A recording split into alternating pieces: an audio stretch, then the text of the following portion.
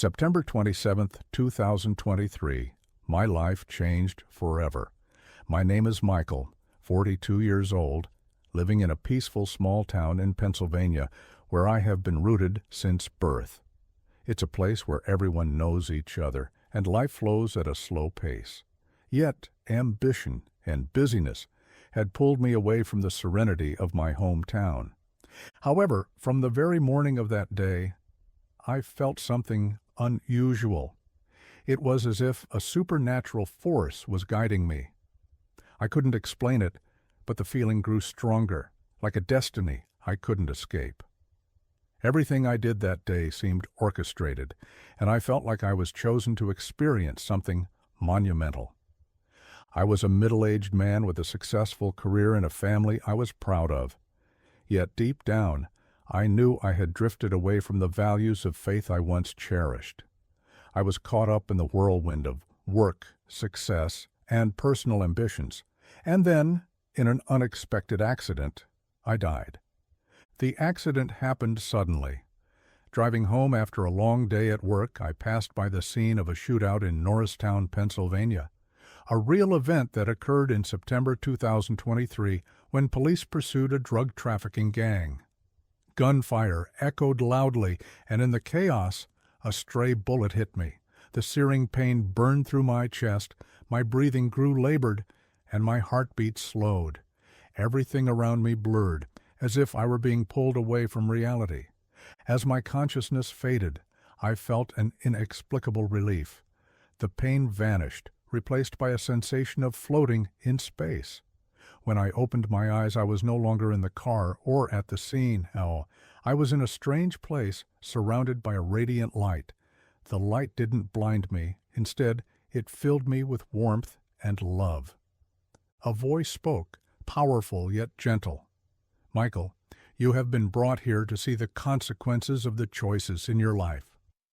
Before I could respond, I felt myself lifted, as if this light carried my soul and mind to a realm beyond the physical world, a place I would never forget. I found myself in a brilliant meadow where everything was brimming with life. The colors were more vivid than anything on earth, with flowers shimmering as if made from pure light. Streams flowed gently, reflecting golden hues, and birdsong intertwined with a divine melody. The music didn't just reach my ears, it resonated deep within my soul, bringing absolute peace. The air wasn't just for breathing, it was filled with love, as if every breath was a gift. I felt waves of love enveloping me, emanating not only from the surroundings but also from the radiant souls around me. Each person glowed like a beacon, spreading serenity and joy. A woman approached me. It was my mother, looking younger, like she did when I was a child. Her eyes shone with a warmth I had sought in my dreams, and her smile brought a sense of peace I had long lost. When she held my hand, it felt like a stream of love flowed into my heart, erasing all fears. Her gaze was filled with love, offering both comfort and pride. Tears streamed down my face as memories of my childhood flooded back, as though I were reliving the most beautiful moments with her. "My son," she said, her voice soft like a melody, "this is where love and righteous choices have brought you.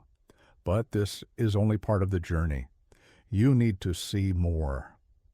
I wanted to stay forever, to bask in love in every moment, but suddenly the radiant light dimmed, replaced by encroaching darkness.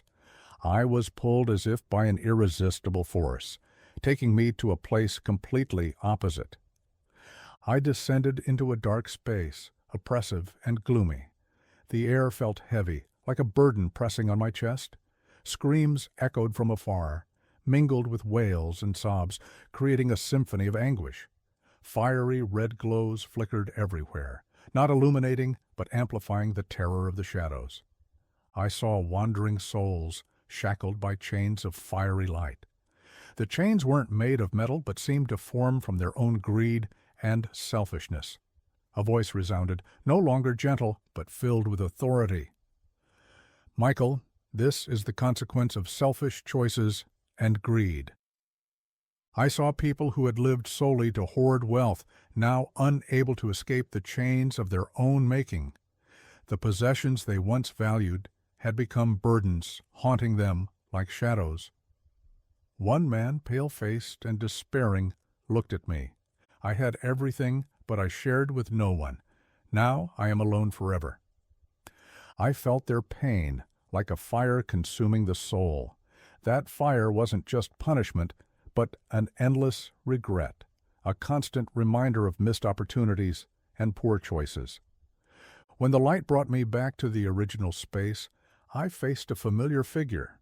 It was Jesus. He stood in dazzling light, his eyes filled with love but also sternness, as if he could see every hidden corner of my soul. Memories of my wrong choices flooded back, every selfish act, every missed chance to help others, all laid bare before me. Michael, I have shown you the consequences of your choices. Remember, every action, no matter how small, is a seed you sow in your life. How will you live the rest of your days? Tears streamed down my face, my heart overwhelmed with both remorse and determination. Lord, I understand now. I promise to live each day fully, spreading love and hope to everyone I meet. I will change, not to atone, but to become your light. He smiled and placed his hand on my shoulder. Return and bear witness to what you have seen. I woke up in the hospital, the white light of the ceiling lamp causing me to squint. Around me was my family. My wife held my hand tightly, tears streaming down her cheeks. You're awake. We thought we'd lost you forever. My daughter stood by the bed, her eyes filled with tears but shining with joy. Dad, I prayed every day for you to come back. God heard my prayers. Her words broke my heart open, filling it with gratitude and emotion. From that day forward, I changed completely. I began spending more time loving and understanding my family, attending church services with my wife and daughter. I also sought out local charities to contribute my efforts. One day, as I handed a warm meal to a homeless man, I felt the presence of God in that simple act. The words of Matthew 25:35-36 echoed in my mind. For I was hungry, and you gave me food. I was thirsty, and you gave me drink. I was a stranger, and you welcomed me. I was naked, and you clothed me. I was sick, and you visited me. I was in prison, and you came to me. These words reminded me that love and sharing are how we serve God every day. I share my story to remind everyone, every choice in life, no matter how small, carries meaning. Live with love and spread God's light, for that is the path to eternal life. What do you think about your choices in life? What actions can you take to spread love and God's light?